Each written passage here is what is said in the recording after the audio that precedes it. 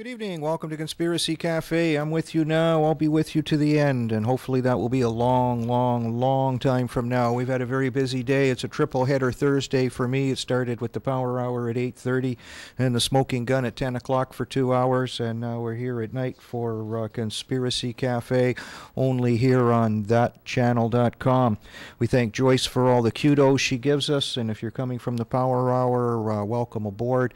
We appreciate all the support we can get. Perhaps we can do something to make the world a better place.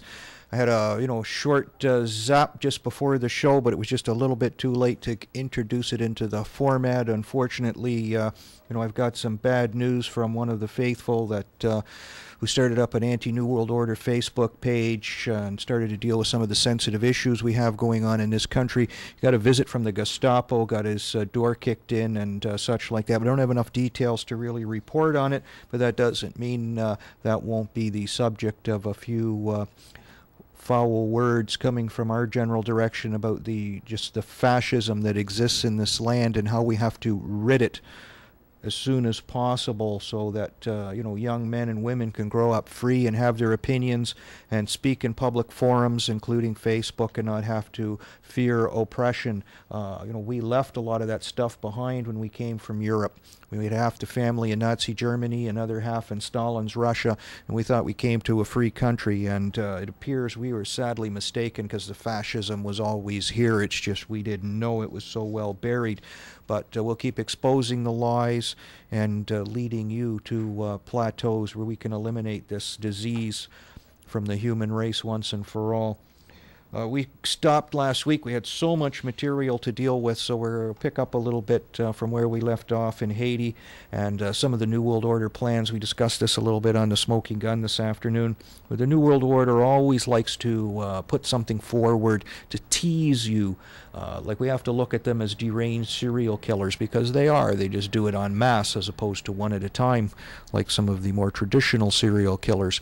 So one of the big things that someone like that would do is they'd want to leave behind little trails to tease you, to say, that we can put these little crumbs in the public eye and no one's ever going to figure it out and we can still stay with our diabolical plans. And of course, because they're the Illuminati, the elite rich, they can do that in forums that are much greater than this one, like public television. And one TV show that I don't watch because I don't watch TV at all, really. It's pretty much a mind-numbing exercise, except for a few documentaries here and there. The odd old movie, perhaps the news, just to get their spin on it from time to time and see the videos that may not be at your fingertips. But the TV series Lost is quite interesting. Basically, we have people on an island somewhere and they're stranded. There's like an evil force called Dharma, and I look at Dharma as maybe like a fictional version of DARPA, the Defense Research Projects people that do all the dirty, nasty stuff. Well, in the last episode, the incident, something very, very unusual happened that you could probably apply to the disaster that happened at Haiti. This Dharma initiative came up with some sort of nuclear weapon, and they were going to drop it in a big pit and blow up the island. And, when we look at that in light of the fact that we did have nuclear weapons go missing in that flight from Mino Air Force Base, and Barksdale Air Force Base, we have to wonder, did they get their mitts on one and did they use it down in the Haitian island, or did they use this fireball that's been readily reported and photographed that we talked about last week? So in light of this, the hero of the story drops into a pit and explodes this, terrible weapon, which just happened to be nicknamed Jughead. And that's clearly available to see on the internet, the write-ups of this show. One of the interesting things on the page I was at, they gave the coordinates for Mumbai and the coordinates for Port-au-Prince. And there's quite an interesting play there. 18 degrees latitude, 72 degrees longitude east for Mumbai. And then for Port-au-Prince, it's 18 degrees north, 72 degrees longitude west. So directly on the other side of the planet. Isn't it cool how the New World Order plays with their numbers. One of the things we're concerned about, of course, is where is the money going to go? It doesn't seem to be going to the Haitians. Reports were coming out of, troops firing on people, starving and needing food, using rubber bullets and tear gas and pepper spray and God knows what else. And even a couple of policemen shooting people down with live rounds was, something that came up last week. And, these guys say they got some bags of rice off a truck, whether they stole it, whatever. They're starving just like anybody else. What the hell difference does it make who got the food as long as somebody got the food so it can be eaten? And, of course, that doesn't work for the Haitian police. They just shot this man down in the street and wounded an innocent bystander who was, in effect, actually applying to the Haitian police force. And then, we had our RCMP best and brightest down there to train these people. We're going to train them to do what? Surely to God, they were doing something that would, just come within a fathom or two of British justice, age-old British justice, where people have rights. Maybe I'm too demanding to think we go back to the time of the judge's rules and Sir Robert Peel, the founder of the London Metropolitan Police Force, but I guess that was in the days when it was a police force. It wasn't so much a force, and now that it's a service, it's far more a force to be reckoned with to do evil. But I remember one of the senior coppers in my day, having a great little anecdote to say, white man jogger, black man thief. And if that's the training they're getting from the Royal Canadian Mounted Police, well, then we have a lot of work to do, because these people are starving just like anybody and everybody else.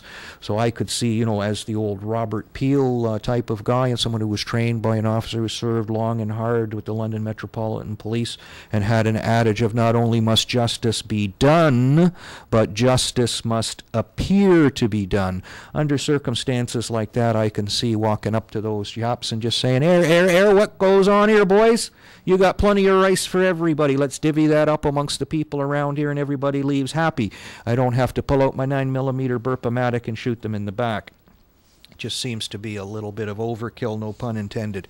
But we've lost the tact, the diplomacy, the deployment of people who really made a difference, people who were human beings. When you think about law enforcement, we have like 2 television versions that, might be readily recallable to a lot of people. One might be Andy of Mayberry, that classic old show from the 60s where you see the sheriff who doesn't carry a gun, the man who has skills, people skills, the man who knows his community, knows his job, and works in harmony with it.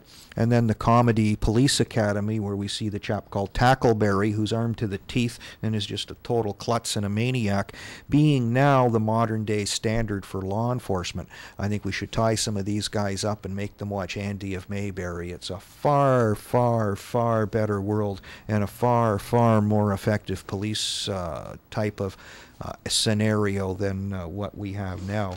But in regards to the money, one report I had come across my fingers about the American Red Cross is a lot of the people who are sitting on this Red Cross board, and I've got a big long list of them, so I won't waste your time to go through them because there's just so much to do. It was called Haiti Deep Conspiracy. You can Google that and find it yourself and read the names. But all these people are associated with companies that are going to profit from this.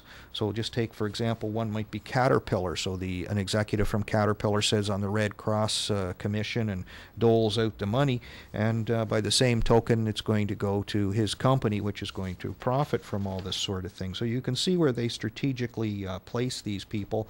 Another one was Merck. Okay, lucky for you, eh? So certain drugs may be requested by the Red Cross, but just you got to scratch your head and start to wonder, how they conveniently pre-position themselves to take advantage of a situation of misery. And the misery is just so bad, like the reports are from people in the field. They have trailers full of stuff, full, guarded by the American military. Well, why are you guarding it? See, this is how it works. You see, you open the door and you put it in something you can carry it with, and you take it to the people who need it. You don't guard it. at a central location. You see, that's the way it works. So let's just say if I had to deploy 12 or 20 individuals in the military, I would give arms to 2 or 3 so that they could guard us and protect us. And at the same time, we would distribute the food and